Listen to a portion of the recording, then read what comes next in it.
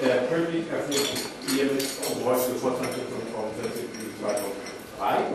Und als ersten Punkt haben wir die Präsentation der Hochschule Bremerhaven unter dem Thema Marketing City Bremerhaven. Hierzu begrüße ich ganz herzlich Frau Professor Dr. Simmel als Studienleiterin, wenn ich das richtig mitbekommen habe, und natürlich den zahlreich vertretenen Studiengang BWL schwerpunktmäßig Marketing. Die Damen und Herren, die hier versammelt sind im 6. Semester, das heißt also schon sehr weit fortgeschritten. Und wir sind gespannt darauf, was Sie uns zu sagen haben. Gut, Herr Linke, bevor das Frau Simmel und die Studenten machen, lasse ich Ihnen jetzt einmal 2 Sätze vorab nochmal erklären, weshalb wir die Hochschule angesprochen haben und weshalb es auch heute die Präsentation gibt. Wir haben als Verein nach wie vor die schwierige Aufgabe zu lösen, wie wir Bremerhaven als Marke im Markt positionieren können, mit welcher Botschaft, mit welchem Claim wir nach außen auftreten. Und die Idee war, bei der Hochschule mal zu hinterfragen, also im Rahmen einer Fallstudie zu überprüfen, ob wir eigentlich auf dem richtigen Weg sind oder ob nicht vielleicht sogar einen völlig falschen Weg beschreiten und wir durch die Hochschule ein bisschen lernen können, wie wir uns zukünftig im Rahmen der Positionierung weiterbewegen sollten. Das war, wenn man so will, etwas verkürzt, die Aufgabenstellung einer Seminar gestellt.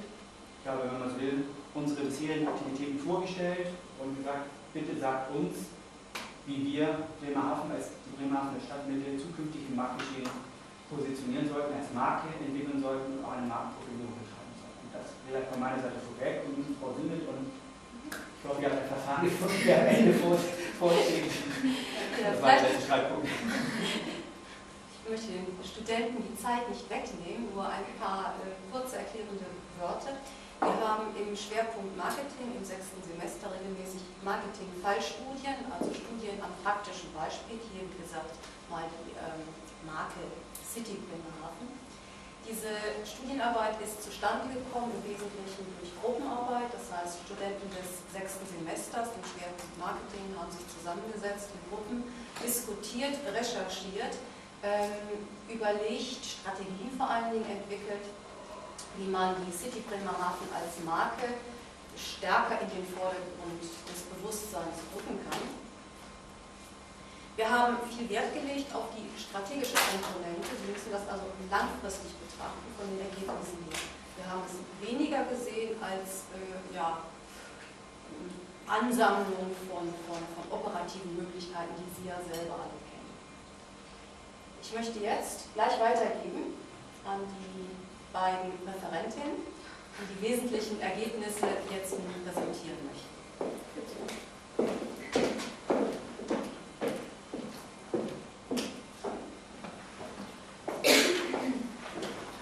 So, ich heiße Sie auch alle herzlich willkommen zu unserer heutigen Präsentation. Viel wurde ja schon gesagt, und zwar geht es um die Marke City Bremerhaven als Marke. Und zwar war das ein Kooperationsprojekt zwischen unserer Hochschule Bremerhaven und Ihnen, Cityskipper. Und in den nächsten Minuten werden auf Ihnen folgende Punkte eintreffen. Und zwar sieht das Agenda so aus: zuerst die Zusammenfassung der Analyse, das heißt die SWOT-Analyse. Ups, das war jetzt Reflex. Ein zurück. Genau. Ja, also die Zusammenfassung der Analyse, das heißt Stärken, Schwächen, die Chancen und Risiken der Marke Bremerhaven, Markenkonzept, die Markenziele, die Segmentierung, Positionierung, die Leistungspolitik und zum Schluss Kommunikationspolitik. Ja, die Zusammenfassung der Analyse, das ist die SWOT-Analyse, die Stärken, Schwächen, die Chancen und Risiken der City Bremerhaven. Sieht folgendermaßen aus. Und zwar haben wir uns überlegt, die Stärken liegen im Bereich Freizeit und Leben. Das Klimahaus ist uns allen bekannt. Und weiter die Welt am Meer. Die maritimen Großveranstaltungen, das Bazar oder auch Sale. Und weiter mit Hafen mitten in der City. Das prägt auch City Bremerhaven. Und auch die verschiedenen Kulturangebote im Bereich Theater, ist auch hier gleich nebenan, und auch Museen. Ja, im Bereich Verkehr sieht es folgendermaßen aus: Wir bieten als Bremerhaven, also als Marke, eine gute Infrastruktur. Das bedeutet, wir können von A nach B mit den Busverbindungen gut hinkommen. Im Bereich Einzelhandel bieten wir attraktive und günstige Preise. Das Image sieht folgendermaßen aus, und zwar das Columbus Center, CC, wo wir uns gerade befinden. und das Skyline. Darauf werden wir nachher nochmal genauer zukommen. Und die modernisierte Fußgängerzone. Die Schwächen von Bremerhaven, von der Marke City Bremerhaven, sich folgendermaßen aus dem Bereich Freizeit und Leben. Wir haben leider Gottes geringe Erlebnisangebote und wenig Gastronomie. Im Verkehr, ja, keine zentrale City. Das heißt, das Rathaus ist weiter weg, der Bahnhof ist weiter weg. Das heißt, alles ist nicht in einem Punkt gesammelt, auf einem Punkt. Und im Bereich Einzelhandel, ja, Konkurrenz aus dem Umland. Die Kunden neigen dazu, dann lieber nicht in Bremerhaven, sondern woanders einzukaufen. Beispiel in Cuxhaven oder auch in Bremen. Die Angebotsdefizite, die sich daraus natürlich ergeben, geringe Kaufkraft, und das ist auf die Arbeitslosigkeit in Bremerhaven zurückzuführen. Schlechter Service, ja, unsere Einzelhandelsverkäuferinnen bieten nicht unbedingt halt perfekten Service. Und kaufunwillige Touristen. Die haben zwar Touristen in Bremerhaven, aber Problem ist hierbei natürlich, sie kommen zwar, gucken sich die Sehenswürdigkeiten an, aber im Endeffekt wollen sie gar nicht Geld ausgeben. Und das ist das Problem bei uns. Ja, Image, jeder schon gehört, Fischtown-Image. Also Bremerhaven verbinden sie gleich mit Fischtown. Oh, das wäre jetzt ein Jahr nicht doch richtig. Die Chancen und Risiken in Bremerhaven, also für die Marke, sehen folgendermaßen aus. Änderung der wirtschaftlichen Entwicklung im Einzelhandelsbereich, das erhoffen wir uns, das sollte vortreten.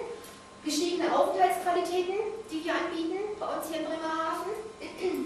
Zunehmender Stellenwert des Erlebniseinkaufs und Absenken der Abwanderungsrate. Die Risiken, die wir sehen können, das sind Überstrahlungseffekte nicht einheitlicher Verhaltensweisen. Als Beispiel könnte man hierzu sagen, samstags ist es meistens der Fall, dass die Läden bis 18 Uhr, jetzt natürlich bis 20 Uhr aufhaben, und die Apotheken machen schon um 16 Uhr zu. Das heißt, da fehlt es an Einheitlichkeit, also die Öffnungszeiten, da hapert es ein wenig.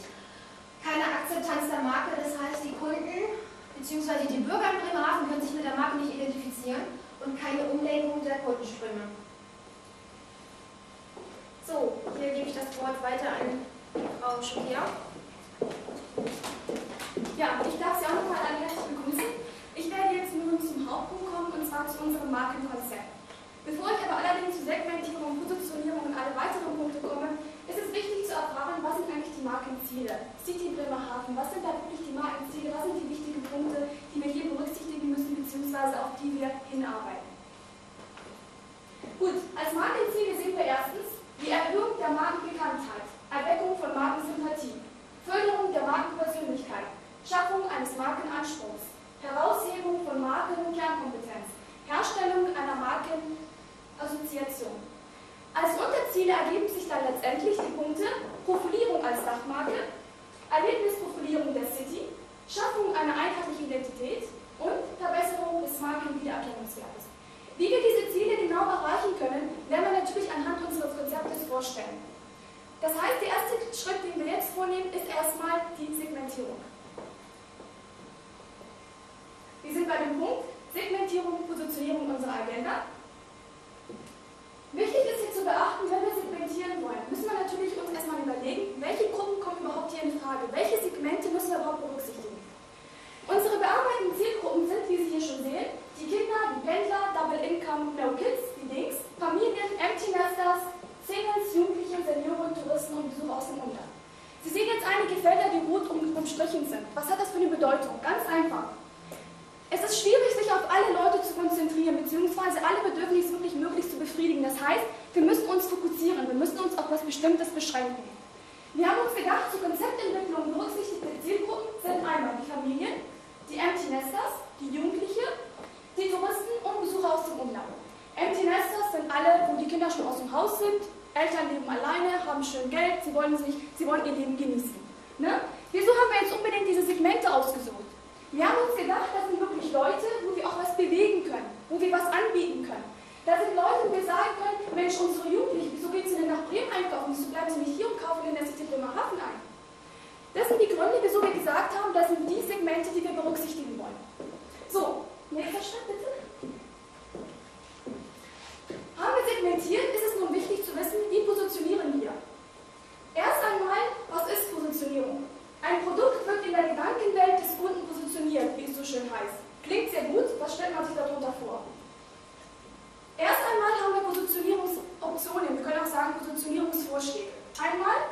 Erlebnis, wir können es als erlebnisorientiert positionieren, maritime Ausrichtung oder zukunftsorientiert oder Bremerhaven bzw. die City Bremerhaven ist offen für Veränderungen. Nächster Schritt bitte. So, unser berühmter Slogan, Einkaufswelt am Meer.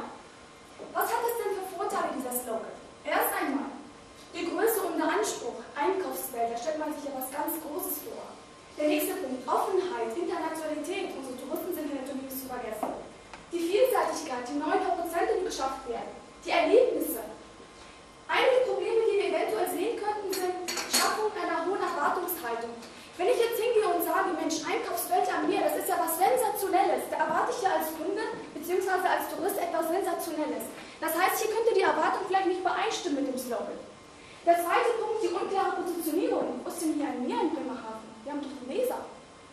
Der dritte Punkt, keine einzigartige Differenzierung zu Wettbewerbern.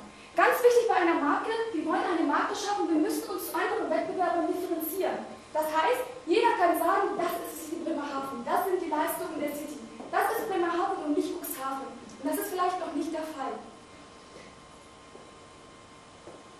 So, ich möchte kurz vorweg etwas erklären, und zwar die berühmte, das soll eine Zwiebel sein, ist nicht ganz wie die Zwiebel gelungen, ist eher ein Kreis. Aber ich will hier eigentlich nur verdeutlichen, diesen Stuck-in-the-Middle-Effekt. Früher war das einfach nur so, dass der mittlere Bereich, dass der sehr groß war. Ne? Man hat wirklich so, wie soll ich sagen, mittlere Preisklasse. Doch heute ist es anders. Heute schrumpft der mittlere Bereich immer mehr zusammen. Das heißt, wir haben wirklich die Hohenpreisniveaus, das heißt die Luxusorientierten, und wir haben einmal Niedrigpreisniveau, günstige Preise, wie zum Beispiel Aldi. Aldi hat eine gute Qualität, aber günstige Preise. Das heißt, man hat ja auch den Trend des Smart Shoppers. Was ist ein Smart Shopper? Ein Smart Shopper will eine gute Leistung haben, aber zu einem günstigen Preis. Ne? Gut. Nächste Folie bitte. Jetzt haben wir uns überlegt, wie können wir die City Bremerhaven als Marke positionieren. Wir haben ja kennengelernt, wir wollen eine gute Qualität haben, wir wollen aber auch günstige Preise haben. Aufgrund der wirtschaftlichen Situation beispielsweise. Nicht zu vergessen, wir haben eine hohe Arbeitslosenrate hier in Bremerhaven. Das heißt, wir haben uns gedacht, Preise sollen günstig sein. Marke, wir wollen markenbewusst sein. Und als drittes, wir haben eine tolle Möglichkeit, uns als erlebnisorientiert zu positionieren, das heißt die maritime Ausrichtung. Wobei die ersten beiden Punkte Marken günstig anbieten, das heißt, wir wollen ein optimales Preis-Leistungs-Verhältnis schaffen. Wie sieht das Ganze aus? Wenn wir uns positionieren, haben wir uns sozusagen mit anderen Städten verglichen wie Ungarn. Cuxhaven, Bremen, Oldenburg, Bremerhaven. Wie Sie vielleicht sehen, ist Bremerhaven konventionell und ja, eigentlich mehr günstig. Wo wir zum Beispiel beachten wir Bremen oder Oldenburg oder Cuxhaven, die eher erlebnisorientiert sind. Jetzt fragen wir uns, wo wollen wir hin? Wo wollen wir uns positionieren? Genau da wollen wir. Wir wollen erlebnisorientiert sein, aber trotzdem günstig bleiben, gute Qualität zu günstigen Preisen anbieten. Die zwei anderen Dimensionen sind einmal wieder der Preis, aber jetzt wieder mit Marke. So, jetzt sind wir wieder, wo ist Bremerhaven im Gegensatz zu den anderen Städten? Wieder da ganz an der Ecke. Da wollen wir aber nicht stehen, wenn wir die Segmente, die ich Ihnen vorhin genannt habe, ansprechen wollen. Das heißt, wo wollen wir hin? Da wollen wir hin. Wir wollen Marken anbieten, aber trotzdem günstig bleiben. So, das heißt unser Positionierungsmodell, wo wir eventuell die City Bremerhaven positionieren, als Marke positionieren könnten. Kommen wir nun zum Markenmodell. Kurz erstmal gesagt, was leistet überhaupt die Marke, jetzt in Bezug auf City Bremerhaven? Differenzierung durch maritime, erlebnisorientierte Ausrichtung. Gutes Preis-Leistungs-Verhältnis. Qualitativ hochwertige und bedürfnisorientierte Produktpalette, was ich auch vorhin alles angesprochen habe. Das ist die Markenleistung. Kommen wir zum nächsten Punkt. Wie gibt sich die Marke? Die Marke soll sich, die City Bremerhaven als Marke soll sich erlebnisorientiert geben. Familiär, weltoffen und natürlich markenbewusst und preiswert. Und das sind unsere Markenpersönlichkeiten. Der nächste Punkt ist, wodurch unterscheidet sich die Marke? Die Marke unterscheidet sich erstens in der City Bremerhaven. Einbeziehung verschiedener Orte, zum Beispiel haben wir die Möglichkeit von der Weser bis zur Geste. Der nächste Punkt, die Nähe zum Hafen und zum Wasser. Oder die maritimen Events. Und der letzte Punkt, welche Signale sendet die Marke? So, unser Slogan ist Einkaufswelt am Meer. Die Corporate-Farbe, die wir gesehen haben, auch in der Stadt, was alles hier neu gemacht wurde, alles alles in Blau schön und gut. Aber was ist unser Logo? Da kommt ein dickes Fragezeichen bei uns auf. Eine Marke braucht Kontinuität und wenn ich kein einheitliches Logo habe, kann ich keine Marke schaffen. Das heißt, hier fehlt unser Logo. Ein dickes Fragezeichen, vielleicht auch an Sie. Wo ist eigentlich unser Logo als City Bremerhaven? So, und das war es eigentlich zu dem Segmentierung und Positionierung. Kommen wir jetzt, wie wir das Ganze verwirklichen können. Okay. So, Leistungspolitik, da stellen wir uns die Frage, welche Leistungen bietet die City ihren Kunden an? Da sieht es folgendermaßen aus. Und zwar Verbesserung der Angebotsstruktur, das heißt ausgewogener Branchenmix. Von jeder Branche sollte etwas vorhanden sein, also gleichmäßig vorhanden sein. Betriebsformvielfalt, das ist daraus zu entnehmen, also Discounter, Boutique. Also nicht nur Discounter, nicht nur Boutique, alles mixen. Stärkung des lokalen selbstständigen Einzelhandels, zielgruppenorientiertes Angebot gestalten, H&M und Saturn. Die Jugendlichen neigen dazu, die Nachfrage sieht so aus, dass die Jugendlichen dann erleben möchten wie Pimki oder wie Skanaka oder so. Und das fehlt hier. Und sie fahren viel lieber nach Bremen bei H&M einzukaufen. Das müssen wir hier auch einführen mit H&M. Serviceverbesserung des Einzelhandels. Spezielle Schulungsmaßnahmen, die hatten vorhin schon erwähnt, am Service hapert es. Das heißt, wir müssen natürlich unsere Einzelhandelskaufleute schulen. Das heißt, dass sie perfekt mit den Kunden umgehen können. Geschenkgutscheine für die City verteilen. Oder auch Parken und Sparen. Das heißt, wenn ich parke und einen Parkschein habe, dass ich die Möglichkeit habe, das war vor 2 Jahren der Fall, dass ich zu McDonalds gehen konnte und mir einen Pommes holen konnte oder sowas nahe. Sowas sollte angeboten sein. Das heißt, die Attraktivität schaffen.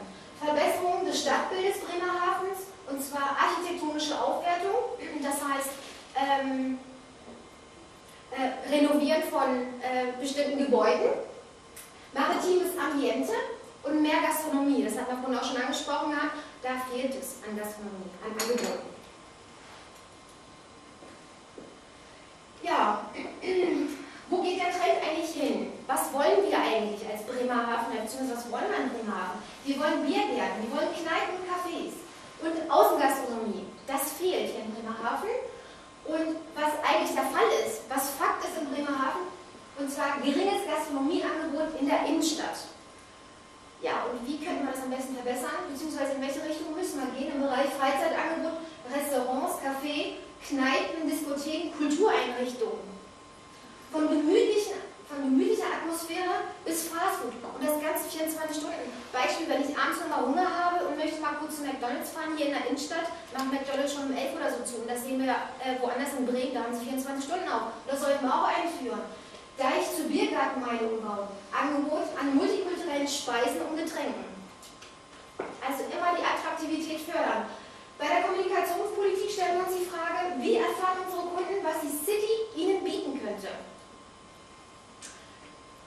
In unserer Agenda befinden wir uns im letzten Punkt. Entschuldigung. Bei der Werbung sieht es folgendermaßen aus, da sollten wir Folgendes tun: Kundenzeitschriften. Das heißt, dass wir extra Zeitschriften für unsere Kunden entwickeln, dass sie wissen, was ist eigentlich, also was passiert eigentlich in der City Bremerhaven?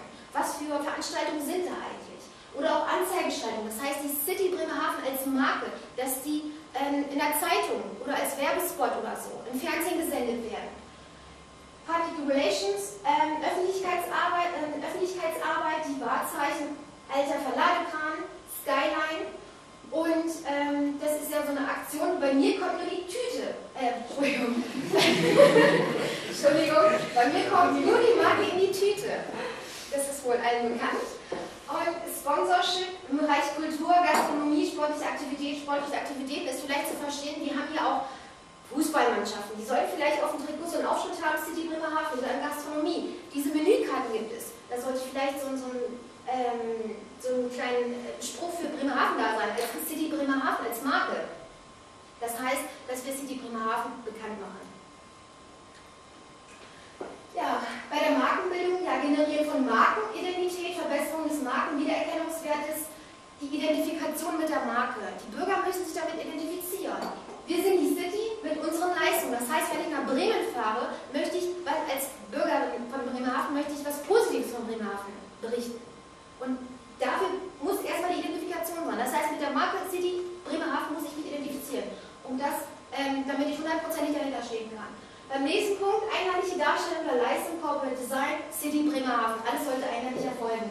sein. Übersichtliche differenzierte Strukturierung des Angebotes, CC Columbus Center, und ZAK Theodor-Heuss-Platz. Kirchplatz, Entschuldigung.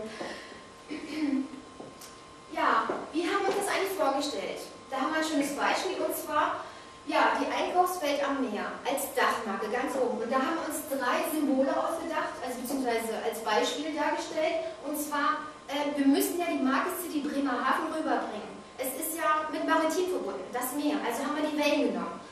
Und hier die 3 Bereiche, Theodor-Heuss-Platz, Columbus Center und Zentrum am Kirchplatz, da hat man die Möglichkeit mit diesen ganzen Symbolen, also ein bisschen, also 45 Grad oder so zu drehen, also Erweiterungsmöglichkeiten. Also wenn da noch was anderes dazu kommen sollte. Da kann man also, wenn man dieses Zeichen sieht, dieses Symbol sieht, dann weiß man, ah, das ist Bremerhaven. Da kann ich das zuordnen. Also die Einkaufswelt am Meer. Also als Gedächtnisstütze zu sehen. Und als Beispiel könnte es so aussehen, ich hoffe, Sie sehen das alle, die Welle da oben, die Einkaufsmeile, und ein bisschen vergrößert würde es so aussehen. So, dann gebe ich das Wort weiter an Frau Schuffier. So, Bestandteile der City, wir haben das einmal aufgeteilt in die Seemeile, die Sie hier sehen, in dunkelblau, hellblau ist die Einkaufsmeile und in grün Cityport. So, gucken wir uns mal an, Beispiel für die Umsetzung. Kann man ja zum Beispiel von Haus zu Haus solche Plakate, wenn jemand gleich da reinfährt in die Stadt, kann man sehen, oha, willkommen in der City, ich bin jetzt in Bremerhaven gelandet, sehr schön. Als nächstes bitte. Als Cityport kann man ja auch sagen, der Platz zum Ausspannen. Wer hier kommt, weiß, ihn erwartet hier was ganz Tolles, was ganz Sensationelles, also wirklich ein Platz, wo ich eventuell auch Urlaub machen könnte.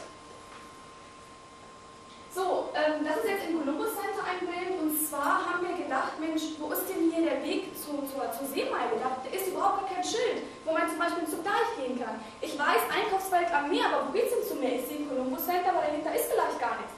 Deswegen sollte man vielleicht auch so ein Schildchen hinstellen, Leute, da geht es zur Seemeile, da gibt es noch was viel, viel Tolleres als vielleicht noch die City, die Innenstadt hier. Nächster Punkt bitte. So, gucken wir uns mal in der Kommunikationspolitik an, welche Möglichkeiten wir hier haben. Wir haben hier einige Vorschläge gemacht, wie zum Beispiel Events. Wir haben hier einen tollen Basar Maritim, die Sale, die 2005 stattfindet, oder zum Beispiel Kundenclubs wie Bonn-Shopping, Gutscheine oder die Baby-Karte, die bei Real. Oder die Kundenzeitschriften speziell für die City, zum Beispiel City Guide, Wegweiser für Kunst und Geschichte und Kultur etc. Oder Claim über Dekoration kommunizieren. Wir haben das ja schon hier in der Stadt gesehen, ist alles schön in Blau gemacht, aber wieso setzt man das nicht fort? Wie zum Beispiel Fischernetze oder Meeresdekoration im Columbus Center oder in der Innenstadt. Oder zum Beispiel Duft, Salzwasser, Dekoration und Bemalung von Wänden, also etwas Strandlayout soll das Ganze haben. Und vom Designlabor, da gibt es ja auch schon einige Kreationen, wie zum Beispiel der Kran oder der Wasserläufer. Das ist ja für die Touristen die Sensation, man sowas eventuell geben könnte in Bremerhaven oder in der City Bremerhaven. Und die Giveaways mit einheitlichem Logo, die wir uns mit den Giveaways jetzt genau vorstellen, dann stellen wir Ihnen auch gleich vor.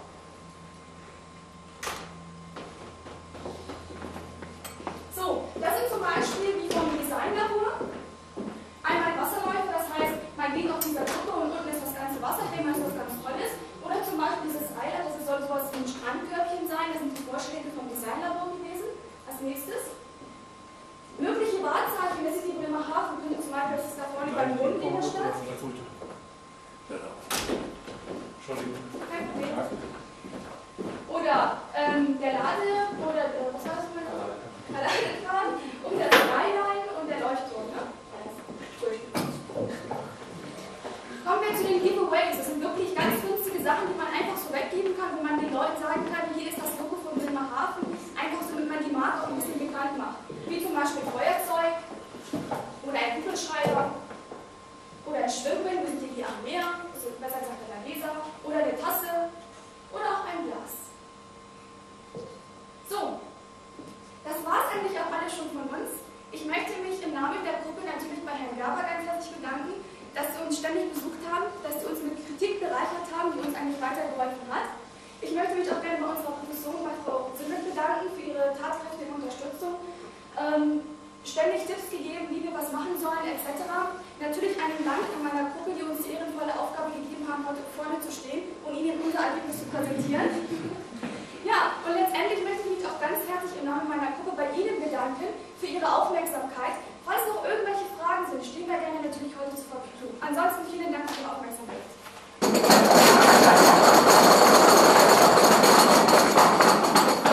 Erstmal ganz herzlichen Dank für die doch interessanten Einblicke. Sicherlich ist auch uns so viel eingestürzt, dass wir das nun einfach mal anfangen müssen zu verarbeiten. Ich glaube aber, im Namen unseres Vorstandes sagen zu können, Sie haben gute Arbeit geleistet. Und dann nochmal unseren ganz herzlichen Dank. Gibt es Fragen? So eine Ergänzung. Zanaka und Pimpi haben wir schon. Ja, gut. Nein, das habe ich auch gesagt. Dass wir Zanaka und Pimpi haben und dass wir als Jugendliche eigentlich sowas haben möchten wie H&M. Was günstig angeboten ist. Gibt es sonst aus der Gruppe noch Fragen? Als Anregung würde ich gerne das noch durchgeben. Wir sind vom Designlabor. Genau, vom Designlabor. Dann machen wir noch in ein paar Minuten Pause, dass die Damen und Herren noch mal geben. Geben Sie an das als Unterlage irgendwie oder so? Oder? Also ich habe die PowerPoint-Präsentation im Moment noch nicht, aber ich gehe mal stark davon aus, dass ich das auf dem EDV-WGL auch zur Verfügung bekomme, dass Sie allesamt zumindest einen Ausdruck erhalten, um dann nochmal nachblenden zu können. Ja. Ich kann vielleicht nur von meiner Seite ganz kurz einen Kommentar machen, weil auch gesagt wurde, ich habe die Gruppe begleitet ein Stück weit, weil ich natürlich auch daran interessiert war, die Arbeit hier operativ unterstützen zu können. Und das ist einfach voraus, dass man die Gedankenprozesse, die an der Hochschule so bestehen, man auch mit sich selber nochmal kritisch reflektiert. Ich glaube, dass das, was als Ergebnis bei herausgekommen ist, sehr stark eigentlich das bestätigt, was wir selber hier in der Gruppe auch immer wieder überlegt hatten. Also es gibt ein Anzeigenmotiv, das wir unregelmäßig schalten, das nennt sich die markenstarke Einkaufswelt am Meer. Da sozusagen machen wir deutlich, dass wir eben halt auch Markenartikel in unserer Stadt haben, was viele Kunden offensichtlich ja immer noch nicht so ganz richtig wahrnehmen. Und wir aber zugleich deutlich machen, dass es sich um attraktive Angebote handelt. Damit implizieren wir ein Stück weit, sage ich mal, das, was als Positionierung angedacht ist, nämlich, dass es auch günstige Angebote sind. Also ich habe mal die Idee, die uns jetzt einmal deutlich gemacht wurde durch die Gruppe, ist ein bisschen, also ich habe mich ein bisschen auch bestätigt gefühlt, also nicht in Person, sondern in unserer Arbeit, dass wir, glaube ich, da auf dem richtigen Weg auch sind. Gibt es noch Fragen? Was eine Anmerkung so für die Studenten ist das vielleicht mal ganz interessant, dass die Probleme und die Ideen teilweise schon vorhanden sind. Man weiß ganz genau, wo die Stärken und Schwächen sind, die Probleme auch die Probleme sind, aber für uns immer, wie kriegt man die Bewohner und Geschäftsleute in der Stadt sowas umzusetzen und wer bezahlt ist. Das ist immer so die schwerste Frage. Also was man machen kann, das ist, gibt es relativ viel, aber scheitert meistens am Geld und an den Leuten. Gut, die Studenten werden sicherlich nicht uns das Geld drucken können. Ja, ich verstand. Aber sicherlich ist das immer das große Problem. Es dreht sich letztlich und endlich immer um das liebe Geld oder um, wie man so schön sagt, den schönen Mama. Das ist leider so. Und viele schöne Dinge scheitern oftmals daran, dass eben einfach das Kapital fehlt, um es umzusetzen. Gut. Aber es sind ja eine Reihe von Ideen da gewesen, die präsentiert wurden. Und wir müssen ja auch nicht alles auf einmal machen. Wir brauchen auch nicht einen Tag bekommen. Ja, wenn wir die Unterlagen kriegen, können wir darüber auch über das eine oder andere auch nochmal diskutieren. Ansätze sind da, zum Teil sind sie auch mit jugendlichem Engagement vorgetragen. Wir kommen dann ein bisschen und drücken das wieder runter und daraus muss dann eine Symbiose werden. Aber im Großen und Ganzen sind die Gedanken einheitlich. Das haben wir gedacht, das denken Sie jetzt. Jetzt müssen wir nur sehen, wie können wir das eine oder das andere mal umsetzen. Und das wird natürlich dann interessant, wenn man sich ein paar Punkte raussucht und sagt, wie können wir das, wie denken Sie darüber, wie denken wir darüber. Bevor man das Geld einsammelt, muss man zunächst mal Ideen entwickeln und vielleicht dann Leute zu kriegen, die das Portemonnaie aufmachen. Dass das bei uns ein bisschen das Standard entwickelt ist, das ist eine andere Geschichte, aber wir geben uns ja auch nicht aus, sonst würden wir hier auch nicht sitzen. Aber dann noch habe ich eine allerletzte Frage. Wer von den Studentinnen und Studenten ist denn zufällig Bremerhaven oder Bremerhaven? Das ist ja aus. Ja, es war uns ganz wichtig, dass Studenten dabei sind, die Bremerhavener City neutral sind. Ja, das heißt, nicht hier groß geworden sind und auch nicht mit der Jammerei groß geworden sind, sondern ganz neutral von außen auf Bremerhaven schauen. Und das hatte die aktuelle Diskussion jetzt auch wieder gezeigt, dass es hier eine Diskrepanz gibt zwischen Selbstbild und Fremdbild. Ja. Das muss irgendwo, denke ich, in nächster Zeit angegangen werden. Ja, dann machen wir jetzt eben ein paar Minuten Pause, damit die Herrschaften abbauen können. Ja? Gut.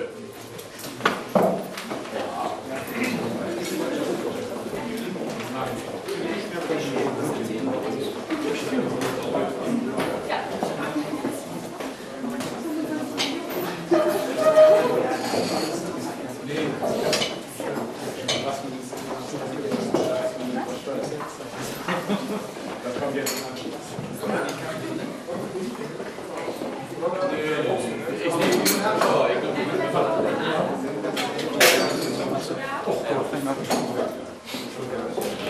Hast du das Video? Gut. Das vervielfältigst du doch bestimmt, oder? Ja, mal schauen, das würde ich. Ne? Hallo? Also.